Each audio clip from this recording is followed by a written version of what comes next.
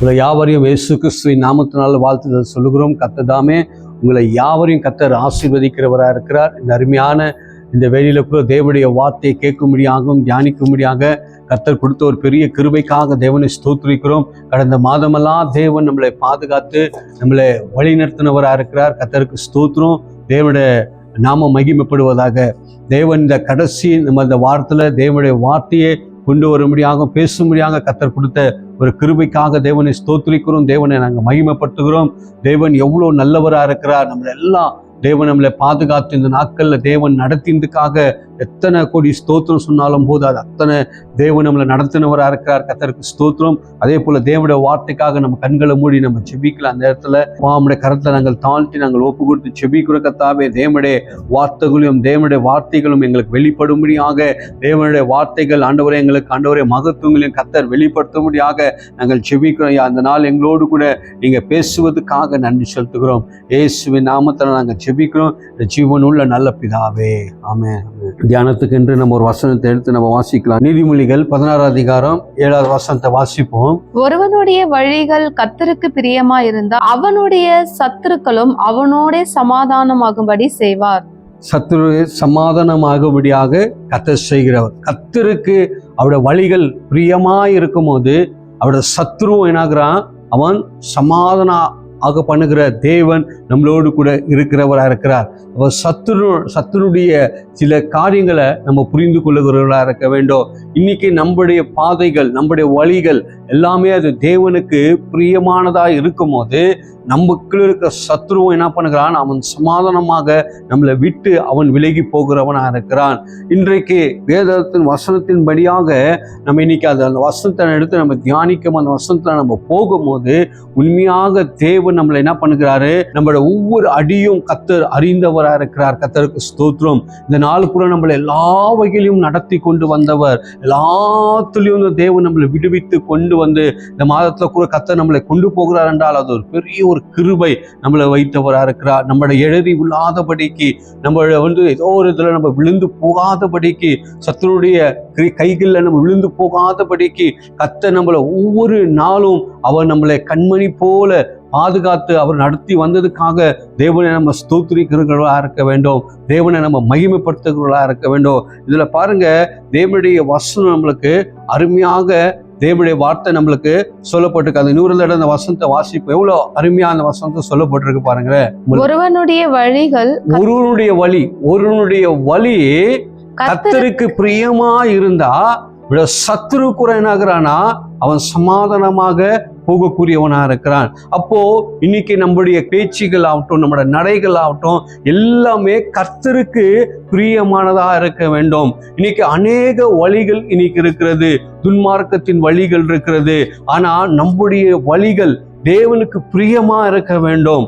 நம்முடைய பார்வை தேவனுக்கு பிரியமா இருக்க வேண்டும். நம்முடைய கால்கள் தேவனுக்கு பிரியமானதா இருக்க வேண்டும். இன்னைக்கு அப்படியாக நம்ம போகும்போது இன்னைக்கு எந்த ஒரு சத்துருடைய கிரியைகளோ சத்துருடைய எந்த ஒரு வல்லமையோ எழும்பி வராதபடிக்கு என்ன பண்ணுகிறாரு, தேவன் எல்லாவற்றிலும் எடுத்து போடுகிறவரா இருக்கிறார். அப்போ இன்னைக்கு இந்த நேரத்துல நம்ம யோசித்து நம்ம பார்க்க வேண்டும், நம்முடைய பாதைகள் தேவனுக்கு பிரியமா இருக்கிறதா? நான் தேவனுடைய வழிகளை நான் பிரியமாய் போய் கொண்டிருக்கிறேன்னா, சத்தியத்துக்குள்ள நான் பிரியமாய் போய் கொண்டிருக்கிறேன்னா என்று நம்ம சற்று நேரம் நம்ம யோசித்து நம்ம பார்க்கக்கூடியவர்களாக இருக்க வேண்டும். இன்னைக்கு அநேக காரியங்களை நம்ம சொல்லுகிறோம், சத்துரு எழும்பிட்டான், நம்மளை இந்த மாதிரி காரியங்களை செய்துட்டான், நம்ம இடறி விழுந்துட்டோம், இப்படியா ஆயிட்டு என்று நிறைய விஷயங்களை நம்ம நெகட்டிவாக நம்ம பேசுகிறோம். ஆனா இன்னைக்கு நம்மளுடைய வாழ்க்கையில எது கரெக்டா இருக்கு, எது நம்ம சிந்தித்து பார்க்கணும் என்று நம்ம கரெக்டா சிந்தித்து பார்க்கும் போது ஏதோ ஒரு குறைகள் நமக்குள்ள இருக்கலாம். அந்த குறைகளை நம்ம சரிப்படுத்தும் போது என்னாகிறது என்றால் ஒரு பூர்ண சமாதானத்தை நமக்குள்ள வரக்கூடியதா இருக்கு. தேவனுக்கு ஸ்தோத்திரம். தேவனுடைய நாமம் மகிமைப்படுவதாக. அப்ப இன்னைக்கு தேவனுக்கு பிரியமானதை நம்ம ஒவ்வொரு நாளும் நம்ம செய்யறவர்களா நம்ம இருக்க வேண்டும். இன்னொரு வசனத்தை எடுத்து வாசிப்போம். அப்போஸ்தலர் 7வது அதிகாரம் அதுல 9, 10 எடுத்து வாசிப்போம். அந்த கோத்திர பிதாக்கள் பொறாமை கொண்டு யோசேப்பை எகிப்துக்கு கொண்டு போகும்படியாக விற்று போட்டார்கள். தேவனோ அவனோட கூட இருந்து எல்லா உபத்திரவங்களில் நின்றும் அவனை விடுவித்து எகிப்தின் ராஜாவாகிய பார்வோன் சமூகத்திலே அவனுக்கு கிருபையும் ஞானத்தையும் அருளினார். அந்த ராஜா அவனை எகிப்து தேசத்திற்கும் தன் வீடு அனைத்திற்கும் அதிகாரியாக ஏற்படுத்தினான். ஆமென், ஹல்லேலூயா.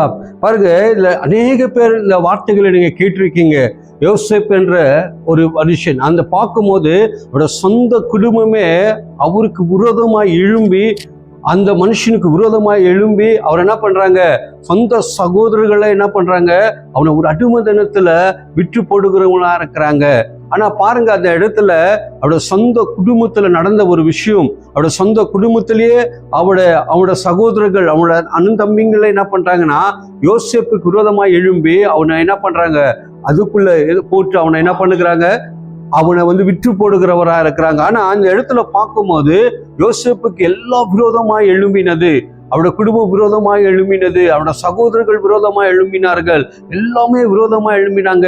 அவன் கடைசியாக அந்த தேசத்துக்கு போய் அவர் என்ன பண்ணுகிறாரு, போகக்கூடியவரா இருக்கிறார். அந்த இடத்துல போய் ஒரு அடிமைத்தனத்துல அவர் செயல்படும் போது, ஆனா அவங்களோட சகோதரர்கள் அவருக்கு தீங்காக நினைத்தார்கள். ஆனா கர்த்தர் அவரோட வாழ்க்கையில எல்லாமே நன்மையாக கர்த்தர் மாற்றினவரா இருக்கிறார். அவருடைய எல்லா யோசேப்புடைய வாழ்க்கையில கர்த்தர் நன்மையாக மாற்றினவரா இருக்கிறார். இடத்துல பார்க்கும்போது அந்த பெரிய ஒரு எகிப்து தேசத்துக்கு ஒரு ராஜாவாக கர்த்தர் என்ன பண்ணுகிறாரு, அவரை நியமித்தவரா இருக்கிறார். அந்த இடத்துல அவர் உயர்த்தினவரா இருக்கிறார். பாருங்க, யோசேப்பு அவர் எல்லாவற்றிலும் ஒரு உண்மை உள்ள ஒரு மனுஷனாக காணப்பட்டார். அவருக்கு விரோதமாய் ஜனங்க எழும்பினாங்க, விரோதமாக பேசினாங்க, எல்லா விஷயத்திலையும் அவருக்கு விரோதமாய் எழும்பினார்கள். ஆனா அவரை எதுவுமே என்ன பண்ண முடியல, சேதப்படுத்த முடியல. அவரோட குடும்பமும் அவர் மடிந்து போயிட்டார், அவர் செத்து போயிட்டார் என்று அவர் நினைத்து கொண்டிருந்தாங்க. ஆனா கர்த்தர் அவரோட வாழ்க்கையில் இன்னும் எல்லா தீங்கையும், எல்லாரோட வாழ்க்கையில் நடந்த உபத்திரங்களையும் எல்லாத்தையும் கர்த்தர் என்ன பண்ணாரு, நன்மையாக அவருக்கு மாற்றி அவர் என்ன பண்ணுகிறாரு, பெரிய ஒரு ராஜா ஒரு ஸ்தானத்தை கொடுத்து கர்த்தர் அந்த கோத்திரத்துக்கு ஒரு பெரிய ஆசீர்வாதமாக அவரே யோசேப்பை கர்த்தர் வைக்கிறவரா இருக்கிறார். ஹல்லேலூயா. இன்னைக்கு ஒருவேளை சத்துருவான இன்னைக்கு நம்ம விழுந்து போயிட்டோம் என்று அவன் நகைத்து கொண்டிருக்கலாம், நம்ம விழுந்து போனோம் என்று ஒருவேளை சிந்தனைகள் இருக்கலாம், ஜனங்க பார்க்கலாம். ஆனா நம்மளை உயர்த்துகிற தேவன், நம்மளை எல்லா நன்மையிலையும் நடத்தக்கூடிய தேவன், நம்மளை எல்லா நன்மையிலையும் கொண்டு போகிற ஒரு தேவன் நம்மளோடு கூட இருக்கிறவரா இருக்கிறார். இன்னைக்கு அநேக விஷயங்களை நம்ம சந்தித்திருக்கலாம், அநேக உபத்திரங்களை நம்ம சந்தித்திருக்கலாம், குடும்பங்கள்ல நம்ம சந்தித்திருக்கலாம், அநேக விஷயங்களை சந்தித்திருக்கலாம். ஆனா தேவன் நம்ம மேல ஒரு பெரிய ஒரு திட்டத்தை கர்த்தர் வைத்தவரா இருக்கிறார். அவங்களோட குடும்பத்தை அவருக்கு தீங்காக நினைத்தார், கர்த்தர் நன்மையாக மாற்றினவரா இருக்கிறார். அப்ப பாருங்க, தேவன் யோசேப்போடு கூட இருந்தது நிமித்தம் அவர் எல்லாவற்றிலும் நடத்தினவரா இருக்கிறார். அதே போலதான் இன்றைக்கு நம்முடைய வாழ்க்கையில கூட தேவன் நம்மளோடு கூட இருக்கும் போது, தேவன் நம்மளை நடத்தணும் என்று நினைக்கும் போது, நம்மளுக்கு யார் விரோதமாய் எழும்பி வந்தாலும், எந்த சத்துரு விரோதமாய் எழும்பி வந்தாலும் அது நம்மளை மேற்கொள்ள முடியாது என்று நான் சொல்ல முடியும். ஏன்னா தேவன் நம்மளோட பட்சத்தில் இருக்கிறார். அப்போ நம்முடைய எல்லாமே தேவனுக்கு பிரியமானதாக இருக்க வேண்டும். யோசேப்போட வாழ்க்கையில வந்தது பார்க்கும்போது அந்த இடத்துல அநேக விஷயங்கள் அவருடைய வாழ்க்கையில எதிர்த்து வந்ததா இருக்கு. எல்லா தன்னை பாவத்தையும் அவருடைய வாழ்க்கையில இருந்த தேவனுக்கு விடாத காரியங்கள் எது இருக்கு எல்லாமே விட்டுட்டு அவருக்கு தேவனுக்கு அவர் பிரியமானதை அவர் செய்தவரா இருக்கிறார். கர்த்தருக்கு ஸ்தோத்திரம். அதே போலதான் இன்றைக்கு கூட நம்முடைய எல்லாத்துலயும் தேவனுடைய பரிசுத்தத்தை நம்ம காண்பிக்கிறவங்களா இருக்க வேண்டும். நம்மளோட நடைகள்ல, நம்மளோட பார்வைகள்ல, நம்மளோட செயல்கள்ல, நம்ம இருக்கிற இடங்களுக்குள்ள எல்லாத்தையும் இருக்கும்போது தேவன் நம்ம மேல அவர் பிரியமா இருக்கிறவரா இருக்கிறார். பிறகு இன்னொன்று கூட ரோமர்ல எழுதப்பட்டிருக்க வசனத்துல தேவன் யாரோட பட்சத்துல இருக்கிறார் என்று பார்க்கும்போது தேவன் நம்முடைய பட்சத்துல அவர் இருக்கிறாராம். எடுத்து வாசிங்க, 8வது அதிகாரம் 31வது வசனம். இவைகளை குறித்து நாம் என்ன சொல்லுவோம்? தேவன் நம்முடைய பட்சத்தில் இருந்தால் நமக்கு விரோதமா இருப்பவன் யார்? தேவன் நம்முடைய பட்சத்துல இருக்கிறாராம், அவர் நம்மளோடு கூட இருக்கிறாராம். இந்த வசனம் சொல்லப்பட்டிருக்கு, தேவன் என்னோட பட்சத்துல இருக்கிறார். யோசேப்போடு கூட தேவன் இருந்தார். அப்ப பாருங்க, அந்த வசனத்தை நம்ம என்னைக்கு தேவன் நம்மளோட பட்சத்துல இருக்கிறார், நம்மளுக்கு விரோதமாய் எழும்புபவர்கள் யார் என்று நம்ம நினைக்கும் போது யாரும் நம்மளுக்கு விரோதமாக எழும்ப முடியாது. ஏன்னா சர்வ வல்லமையான தேவன் அவர் நம்மளோடு கூட இருக்கிறார். அவர் நம்மளோட பட்சத்துல இருக்கிறார். அவர் நம்மளோடு கூட இருக்கிறார், நம்மளை நடத்துகிறார், நம்மளை எல்லா தீங்களும் நம்மளை விடுவிக்கிறவர், நம்மளோட பாதங்கள் எதிரி உள்ளாதபடிக்கு நம்மளை தேவதூதர்களை வைத்து காக்கிற ஒரு தேவன் நம்மளோடு கூட இருக்கிறார். நம்மளை ரட்சிக்கிற தேவன் நம்மளோடு கூட இருக்கிறார். அப்போ அந்த இடத்துல சொல்லப்பட்டிருக்கு, நம்ம யாரார் இந்த வசனத்தை நீங்க விசுவாசிக்கிறீங்களோ இன்னைக்கு தேவன் என் பட்சத்தில் இருக்கிறார், தேவன் என்னோடு கூட இருக்கிறார், அவர் நான் விழுந்தாலும் என்னை தூக்கக்கூடிய தேவன் என்னோடு கூட இருக்கிறார். ஒருவேளை சத்துரு எனக்கு விரோதமாக எழும்பி வந்தாலும் என்னை தலையை உயர்த்துகிற தேவன் என்னோடு கூட இருக்கிறார், என்னை எல்லாவற்றிலும் நடத்தக்கூடிய தேவன் என்னோடு கூட இருக்கிறார் என்று யார் யார் விசுவாசிக்கிறீங்களோ உண்மையாக தேவனுடைய கரம் உங்க மேல பலமாக இறங்கி வருகிறதா இருக்கிறது. ஹல்லேலூயா. அவர் நம்மளை விட்டு அவர் விலகி போக மாட்டார். நம்மளை எப்போதும் தேவன் நம்மளை கைவிட மாட்டார். எப்போதும் நம்மளோடு கூட அவர் இருக்கிறார். அவர் தேவனுக்கு ஸ்தோத்திரம். அப்போ தேவன் நம்மளோட பட்சத்தில் இருக்கும்போது மனுஷன் எந்த ஒரு மனுஷனாகட்டும் எந்த சத்துருவாகட்டும் நமக்குள்ள எழும்பி எது ஒன்றும் செய்ய முடியாது. அதே போல பாருங்க, தானியல்ல கூட ஒரு வசனம் சொல்லப்பட்டிருக்கு. தானியல் 6வது அதிகாரம் 22வது வசனத்தை வாசிப்போம். சிங்கங்கள் என்னை சேதப்படுத்தாதபடிக்கு தேவன் தம்முடைய தூதனை அனுப்பி தூதரை அனுப்பி அவைகளின் வாயை கட்டி போட்டார். அவருடைய வாய்களை கட்டி போட்டார் என்று சொல்லப்பட்டிருக்கு. இங்க பாருங்க, தானியேலை குறித்து நம்ம பார்க்கும்போது சிங்கங்களுக்கு தேவன் கட்டளை கொடுக்கிறவராக இருக்கிறார். தானியேலுடைய வாழ்க்கையில கூட அநேக காரியங்கள் அவருக்கு விரோதமா எழும்பினாங்க. ராஜாக்கள் விரோதமா எழும்பினாங்க, அவங்க கூட இருந்த ஜனங்க விரோதமா எழும்பினாங்க.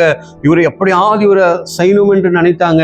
ஆனா தானியேலுடைய வாழ்க்கையில கூட அவருடைய ஜெபங்கள் அவருடைய விண்ணப்பங்கள் எல்லாமே தேவனுக்கு பிரியமானதா இருந்தது.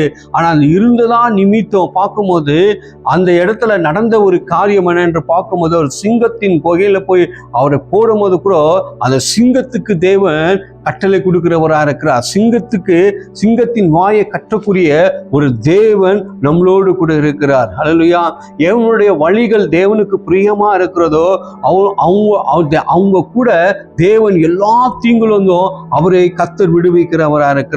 ஜனங்க விரோதமாய் எழும்பலாம், ராஜாக்களே விரோதமாய் எழும்பி வரலாம், அரசாங்க ஜனங்கள் நம்ம எல்லாமே நம்மளுக்கு எழும்பி வரலாம். ஆனா எந்த மனுஷனுடைய பாதைகள் தேவனுக்கு பிரியமா இருக்கிறதோ அந்த மனுஷனோடு கூட தேவன் எல்லாவற்றிலும் நடத்துகிறார். பாருங்க, யோசேப்புடைய வாழ்க்கையில முதலாவது நம்ம பார்த்தோம். யோசேப்புடைய வாழ்க்கையில எல்லாமே அவருக்கு தீங்காக காணப்பட்டது. ஆனா அவர் எல்லாமே தேவன் நன்மையாக அவரை மாற்றி ஒரு பெரிய ஒரு அதிகாரத்தையும் தேவன் கொடுத்து முழு அந்த தேசத்தையும் ஆளும்படியாக கர்த்தர் யோசேப்புக்கு தேவன் கொடுத்தார்.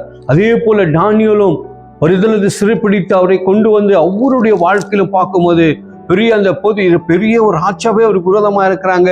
ஆனாலும் தேவன் அந்த சிங்கத்துக்கு அவர் கட்டளை கொடுக்கிறவராக இருக்கிறார். சிங்கத்தின் வாயை அவர் கட்டினவராக இருக்கிறார். ஹல்லேலூயா. ஒரு தானியேலுக்காக ஆண்டவர் செய்தார் என்றால் இன்னைக்கு நம்மளுக்காக ஆண்டவர் எத்தனை நன்மைகளை அவர் செய்கிறவராக இருக்கிறார், எத்தனை காரியங்களை தேவன் நம்மளுக்கு செய்கிறவராக இருக்கிறார். அதுக்காக நம்ம என்ன பண்ண வேண்டும்? கர்த்தரை ஸ்தோத்திரிக்க வேண்டும், தேவனை நம்ம மகிமைப்படுத்துகிறவர்களாக இருக்க வேண்டும். இன்னைக்கு நம்ம ஒரு நேரம் நம்ம யோசித்து பார்க்க வேண்டும், என்னுடைய வழிகள் கர்த்தருக்கு பிரியமா இருக்கிறதா, நம்முடைய பாதைகள் தேவனுக்கு பிரியமா இருக்கிறதா? ஆண்டவரே நம்மளை எல்லாவற்றிலும் நடத்தின தேவன் அவர் நம்மளோடு கூட இருக்கார். அப்போ இன்னைக்கு ஏதோ ஒரு வழிகள் சரியாத நிமித்தம் நமக்குள்ள சில காரியங்கள் வருகிறதா இருக்கலாம். ஒருவேளை அப்படி நம்மளோட வாழ்க்கையில் அப்படி ஏதோ ஒன்று எழும்பி வந்தாலும் அதை சரிப்படுத்துகிற தேவன் நம்மளோடு கூட இருக்கிறார். கர்த்தர் இந்த வார்த்தைகளை கர்த்தர் ஆசீர்வதிப்பார். நம்ம கண்களை மூடி ஜெபிக்கலாம். அன்பின் தேவனே, உம்மை நாங்கள் ஸ்தோத்திரிக்கிறோம், உங்களுடைய தூய கரத்தில் நாங்கள் அர்ப்பணிக்கிறோம்.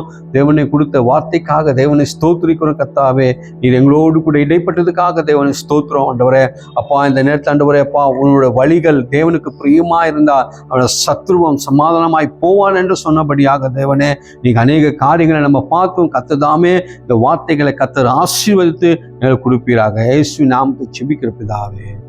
ஆமென்.